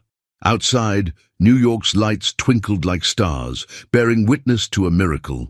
Two hearts once frozen, now thawed by the unexpected warmth of true love. The hostile takeover would be dealt with. The business empire would be protected, but none of that seemed to matter anymore. They had found something far more precious than corporate success or financial security. They had found home in each other's hearts. Chapter 9. The Fall. Their carefully constructed walls crumbled during a heated argument about the future of their marriage. They'd returned from New York triumphant, Blackthorn Industries' takeover attempt thwarted, Wren Maritime secure, and their love finally acknowledged. But old habits die hard, and Stephen's protective instincts kicked in the moment they landed in Seattle.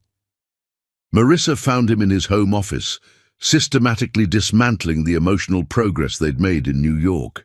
He'd spent the day in back-to-back meetings, cancelling their dinner plans with a terse text about work obligations. "Enough." She stood in his doorway, still in her courtroom attire, her expression stormy. "We need to talk." Stephen didn't look up from his computer. "I'm busy." "You're hiding." She moved into the room, closing the door behind her with a decisive click. "And I want to know why." "I'm not hiding." His fingers continued typing, though tension radiated from his shoulders. "I'm working. Some of us still have a company to run. And some of us are tired of watching you retreat behind your walls." Marissa's voice carried an edge that finally made him look up. "What happened to everything you said in New York?" His expression shuttered. "Nothing happened. I meant every word." "Did you?" She perched on the edge of his desk, forcing him to acknowledge her presence.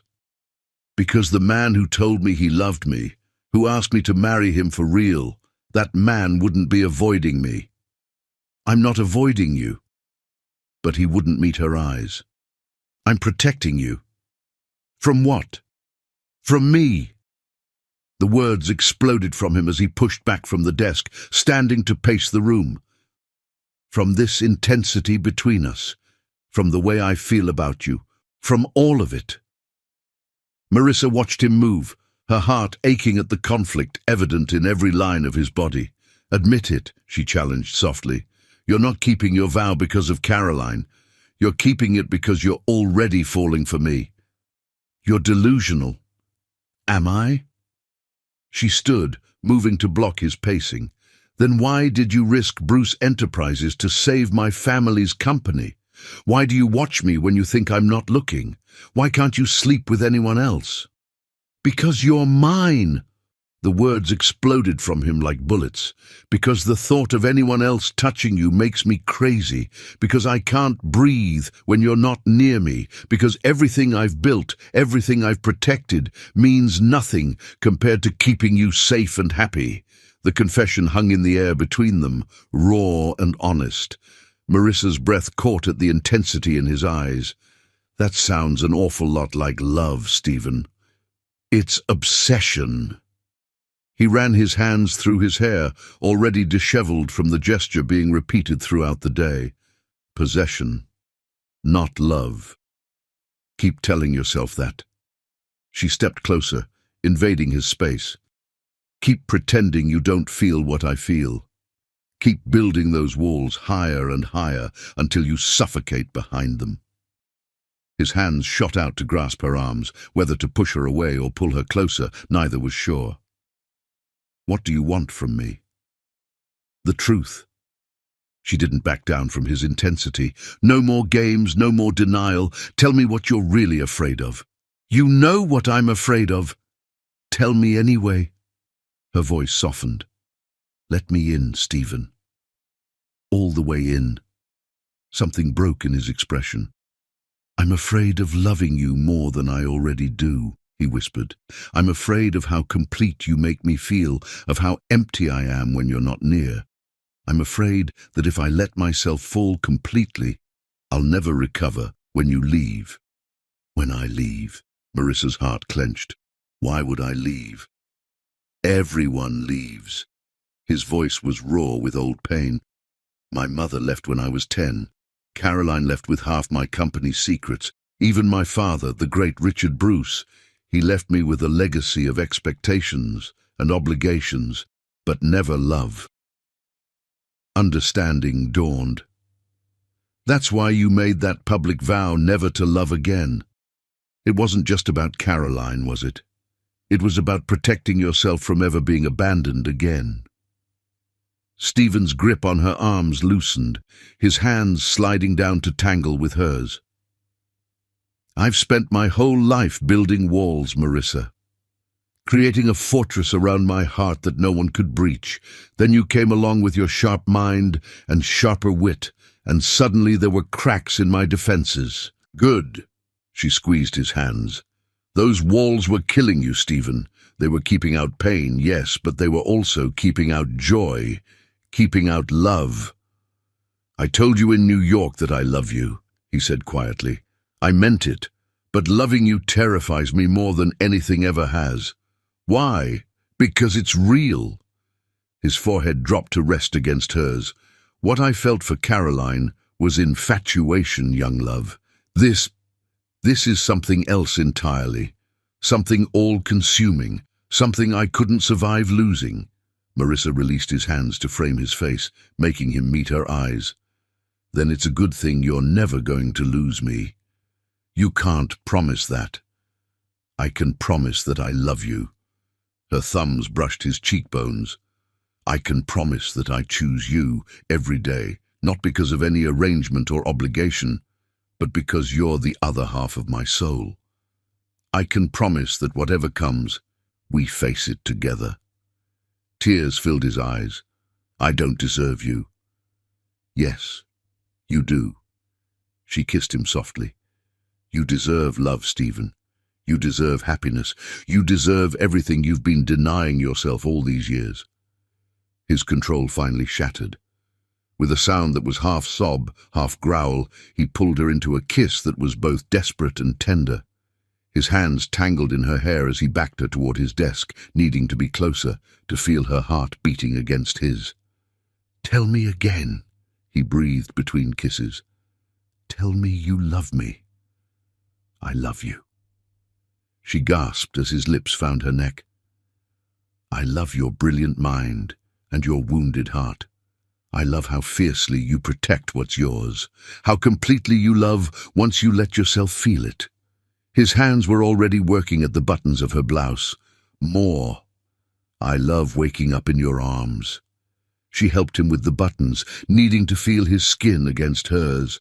"I love watching you in meetings, all power and control, knowing that later you'll fall apart under my touch." Marissa. Her name was a prayer on his lips. "I love that you risked everything to protect my company." Papers scattered as he lifted her onto the desk. "I love that you asked me to marry you for real, that you want forever with me despite your fears." His movement stilled as he looked at her, really looked at her. "I do want forever," he admitted. "God help me, but I want everything with you." She smiled, tears of joy spilling down her cheeks. "Then take it. Take everything. I'm yours, Stephen, heart, body, and soul." The last barriers between them crumbled as they came together, their love-making both tender and passionate. Every touch was a promise, every kiss a declaration of love too long denied. Later, as they lay tangled together on the leather couch in his office, Marissa traced the strong lines of his face. "What are you thinking?" "That I've been a fool." He caught her hand, pressing a kiss to her palm. "Fighting this, fighting us, when loving you is the most natural thing in the world. Does this mean you're done building walls?" His smile was tender. "The only walls I want are the ones around our home, protecting our life together." "Our home?" She propped herself up to look at him. "Are you asking me to move in permanently?" "I'm asking for everything." His eyes held hers, serious now. "Move in with me. Let's have a real wedding, one that's about love instead of business. Let's build a life together, maybe even a family someday." Fresh tears spilled down Marissa's cheeks. "Are you sure?" "This is a lot of change for someone who swore never to love again." "I'm sure about you." He brushed away her tears. "I'm sure that loving you is the best decision I've ever made, even if it took me too long to admit it. I'm sure that I want to spend the rest of my life making you as happy as you've made me. Even if it means being vulnerable, taking risks. You're worth every risk." He pulled her closer, his voice rough with emotion. "You make me want to be vulnerable, to tear down every wall and let you see all of me, the good and the bad, the strong and the broken." Marissa kissed him softly. "I love all of you, Stephen Bruce. Every complex, contradictory, beautiful part." Outside, Seattle's skyline glittered against the night sky, but neither of them noticed.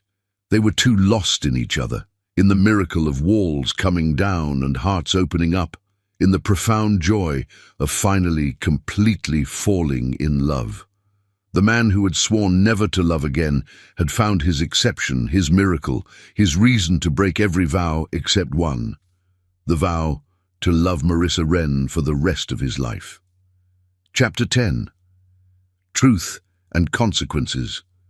The truth came out during a board meeting at Bruce Enterprises. Stephen and Marissa had spent the morning reviewing quarterly projections when his assistant burst in, her face pale. "Mr. Bruce," she stammered, "she's here." Stephen didn't need to ask who she was. Only one person could cause such a reaction. His jaw tightened as he met Marissa's questioning gaze. "Caroline." The boardroom fell silent as Caroline Maxwell strode in, 5 years older, but just as beautiful as the day she'd betrayed him.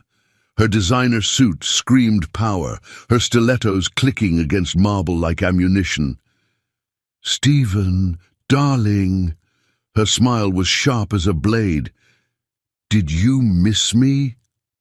Marissa watched her husband's face turn to stone, all the warmth and love she'd grown accustomed to vanishing behind a mask of cold fury. She rose from her seat, moving to stand beside him. "Miss Maxwell," Stephen's voice could have frozen hell. "To what do we owe this intrusion?" Caroline's eyes flickered to Marissa, taking in their proximity, the matching wedding rings, the protective way Stephen angled his body. "Oh, how precious. You actually married her. State your business or leave." The threat in Stephen's tone was unmistakable. "Business. Always business with you." Caroline set her briefcase on the table. "That's why we worked so well together, remember?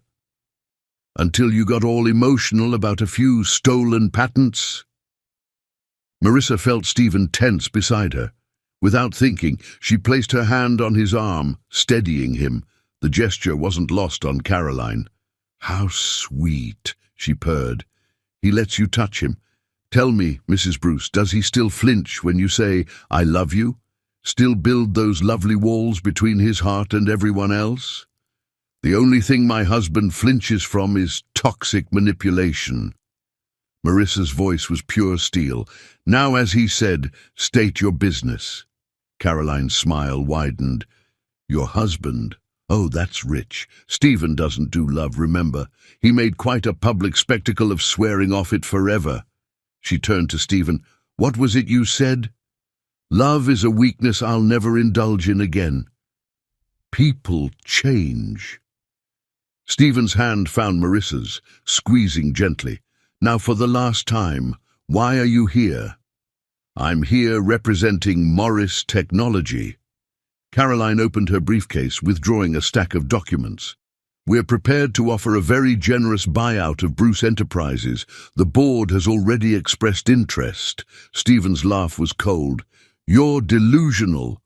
"Am I?" She slid the papers across the table. "Your board members seem to think differently, especially after learning about certain irregularities in recent financial decisions." Marissa felt Stephen stiffen. The Goldman Sachs deal to save Wren Maritime. He'd taken risks, bent rules. "You've been watching us." It wasn't a question. "Of course I have." Caroline's smile turned predatory. "Did you think I wouldn't notice when the great Stephen Bruce, the man who swore never to love again, started making emotional decisions? Started risking his company for his wife's family business?" "That's enough." Marissa's voice cut through the tension. "Whatever game you're playing, you've already lost." "Have I?" Caroline raised an eyebrow. "Your husband's entire reputation is built on cold logic, on never letting emotions cloud his judgment. Yet here he is, risking everything for love." She spat the word like poison. "The board's already questioning his fitness to lead." "You never loved me," Stephen said quietly, the realization dawning in his eyes. "That's why you could steal from me so easily. It was all a game to you." "Of course it was." Caroline shrugged elegantly. "You were a means to an end, rich, powerful, emotionally vulnerable after your father's death, the perfect mark." Something shifted in Stephen's expression, not pain, but clarity. "You never loved me," he repeated, stronger this time. "You never loved me because you don't know how to love." "Love is weakness," Caroline sneered. "You used to understand that." "No." Stephen straightened, squeezing Marissa's hand. "Love is strength. Love is what gave me the courage to trust again, to open my heart, to become better than the man you left broken." "Pretty words." Caroline's smile turned cruel. "But the board won't see it that way. They'll see a CEO compromised by emotion, making risky decisions based on love rather than logic." "Wrong again." Marissa stepped forward, her legal training evident in every confident movement. "The board will see a leader who understands that true strength comes from balance, logic and emotion, head and heart working together." "You think you understand him?" Caroline laughed. "I broke him, made him swear off love forever. Whatever he's telling you now is just another business arrangement." "You never loved me," Stephen said for the third time, but now he was smiling. And that's not what scares you. What scares you is that I found real love anyway, that I healed, grew, became stronger than you ever imagined possible. Caroline's composure cracked slightly. The board approved every decision I've made, Stephen cut her off, including the Goldman Sachs deal, because they understand what you never could, that sometimes the biggest risks bring the greatest rewards. He never loved you, Marissa added softly. Not really. He loved the idea of you, the safe option, the business-minded partner who wouldn't challenge his walls. She turned to Stephen, her eyes softening. That's why it was so easy for you to fool him. He wasn't truly vulnerable with you because he wasn't truly in love. Stephen's eyes filled with understanding. She's right, he said, wonder in his voice. I never loved you, Caroline. Not the way I love Marissa. What we had was a pale imitation of real love. Real love, Caroline scoffed, but her hands were shaking slightly. Listen to yourself. You've become weak, emotional. No, Stephen replied calmly. I've become whole. I've found someone who challenges me to be better, who loves me not despite my flaws, but because of how I strive to overcome them. Someone who shows me every day that love isn't weakness. It's the greatest strength we possess. The boardroom fell silent as Caroline stared at them, her carefully constructed plan crumbling. Stephen stood tall, one arm around Marissa, no trace of the broken man she'd left behind. You never loved me, he said one final time, because you don't know what real love is. And that's not my tragedy anymore, it's yours. This isn't over, Caroline snarled, gathering her papers. The board will hear about this. Yes, they will. Marissa's smile was razor-sharp. They'll hear how Morris Technology attempted a hostile takeover using stolen information. They'll hear how you tried to manipulate the situation using personal history. And they'll hear how their CEO showed true leadership by standing firm in his principles. Caroline's face flushed with anger. You've changed, she spat at Stephen. Thank God for that. He pulled Marissa closer. Now get out of my building. And Caroline? He waited until she reached the door. Thank you. She froze. For what? For teaching me what love isn't. It made recognizing the real thing so much clearer. The door slammed behind her, leaving Stephen and Marissa alone in the sudden quiet. For a moment, they just held each other, processing the confrontation. Are you okay? Marissa asked softly, studying his face. Stephen's smile was radiant. I've never been better. He cupped her face in his hands. You know what I realized, watching her try to use our past against me? What? That she never had the power to break me. My walls, my fears, my vow never to love again, those were choices I made, and meeting you, loving you, choosing you, those were better choices. Tears filled Marissa's eyes. I love you, she whispered. So much. I love you too. He kissed her softly, tenderly. Thank you for showing me what real love feels like, for being patient while I learned to trust again, for loving me enough to break down my walls. Always, she promised, in business and in love, in strength and in vulnerability. Always. Outside the boardroom windows, Seattle's skyline stretched toward the clouds, as solid and unchanging as their love for each other. The man who had sworn never to love again had not only found love, but had learned to embrace it, to let it make him stronger rather than weaker. And if the board members who'd witnessed the confrontation saw their CEO kiss his wife with tears in his eyes and joy in his heart, well, that only proved what they already knew. Stephen Bruce was a better leader, a better man for having learned to love again. Chapter 11. Surrender. Their final confrontation happened in the rain, because that's where their story truly began. After Caroline's dramatic exit from Bruce Enterprises, Stephen had thrown himself into damage control, spending hours with the board to ensure their confidence remained unshaken. But something else was stirring beneath his composed exterior, something that had been building since he first admitted his love for Marissa. He found her in their secret spot, the rooftop garden of their penthouse where they'd shared so many pivotal moments. The Seattle rain fell in gentle sheets, but Marissa didn't seem to notice as she stood at the edge, looking out over the city lights.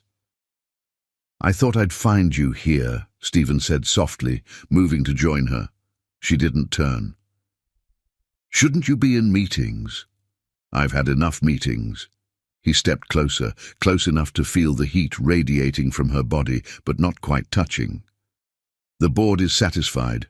Our position is secure." "And Caroline?" "Gone." His voice held no regret, only certainty. "Her attempt to undermine us backfired spectacularly. Morris Technology is facing an SEC investigation for corporate espionage." Now Marissa did turn, raindrops clinging to her lashes like diamonds. "That's not what I'm asking." Stephen understood. After Caroline's accusations about his emotional walls, about his inability to truly love, Marissa needed reassurance. "Ask me what you really want to know. Did seeing her change anything?" The vulnerability in her voice made his heart ache. "Did it make you question us, question love?" "Yes." He saw pain flash across her face and quickly caught her hands. "But not in the way you think. Seeing Caroline made me realize something profound." "What's that?" "That I never really loved her at all." His thumbs traced patterns on her palms. "What I felt for her was safe, controlled, exactly what I thought I wanted. But you—" He pulled her closer, uncaring of the rain soaking them both. "You crashed into my life like a storm, destroying every wall, every defense, every carefully constructed barrier around my heart." "Stephen!" "I'm not finished." His eyes held hers, intense and vulnerable. "I won't say it," he insisted, even as he drew her against him.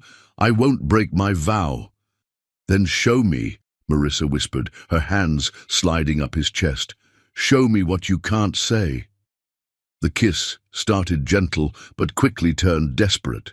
Stephen poured everything he felt into it, all the love he'd denied for so long, all the passion she'd awakened in him, all the certainty that she was his future.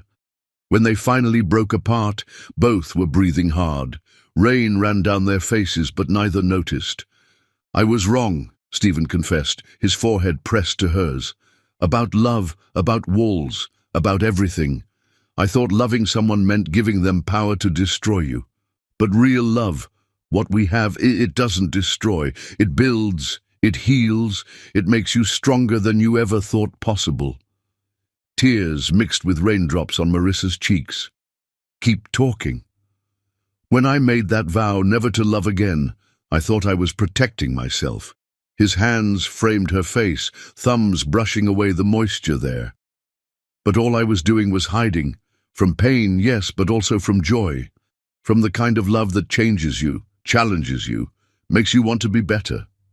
"And now?" Her voice trembled with emotion.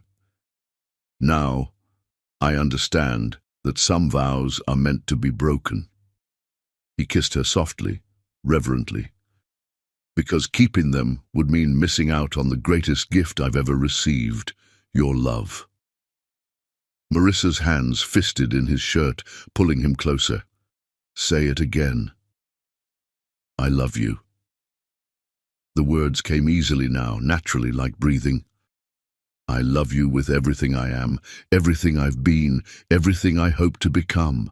I love you in ways I never thought possible, with a depth that should terrify me, but instead makes me feel invincible." "More," she demanded softly. "I love how brilliant you are, how fiercely you fight for what you believe in." His kisses traced her jaw, her neck, each one a confession. "I love waking up to your smile, falling asleep to your heartbeat. I love that you saw through my defenses, that you were patient enough to wait while I learned to trust again." Thunder rolled in the distance, but neither noticed. They were lost in their own world, where only their hearts beating in sync mattered.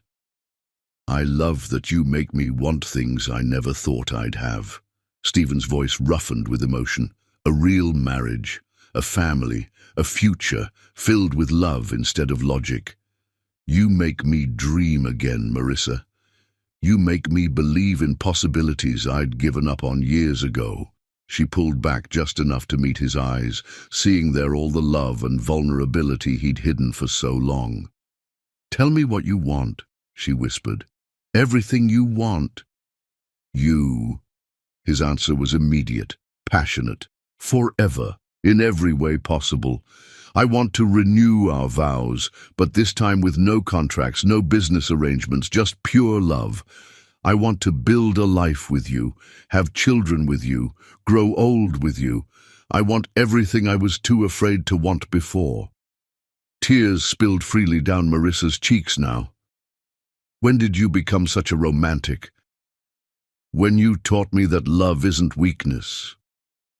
He brushed away her tears even as the rain continued to fall. "That real strength comes from opening your heart, not closing it. That the greatest power lies in surrendering to love, not fighting it." She kissed him then, deep and passionate, pouring all her love and joy into the contact. Stephen responded in kind, lifting her off her feet as the kiss deepened. When they finally broke apart, both were soaked to the skin, but neither cared.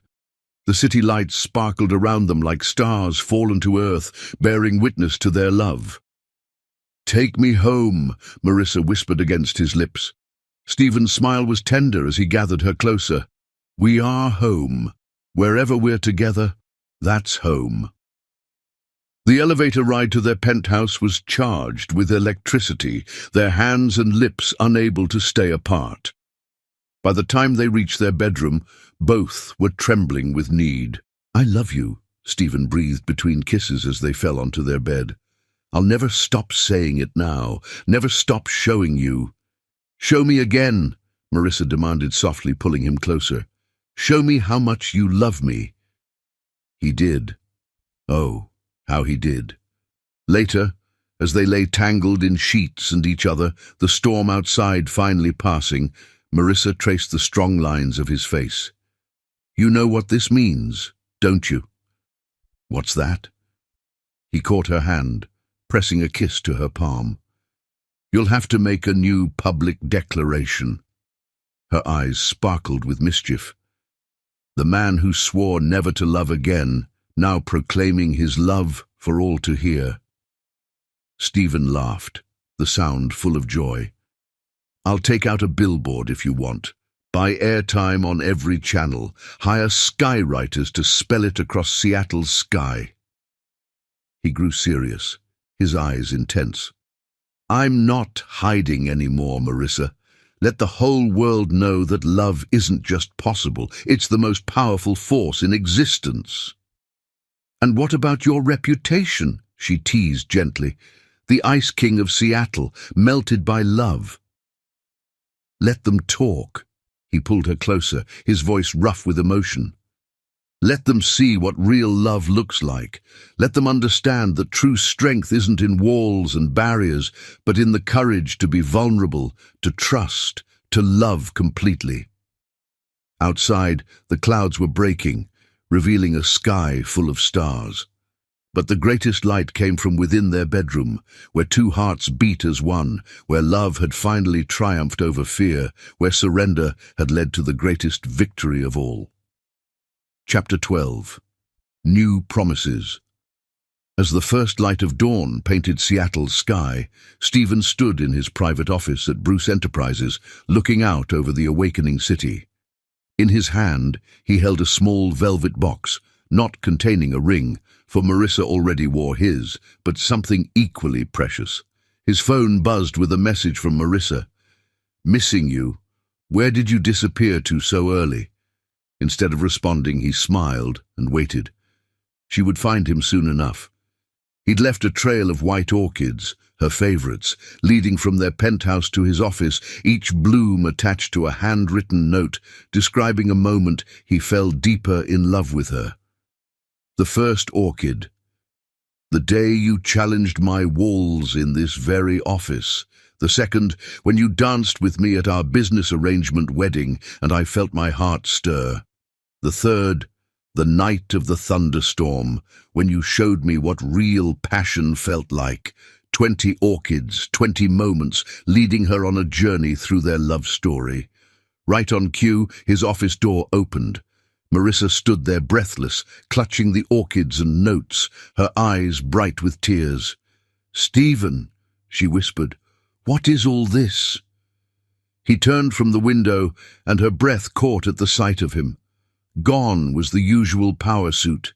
Instead, he wore the casual black sweater she loved, the one that made him look softer, more approachable, more like her Stephen, not the business titan the world knew.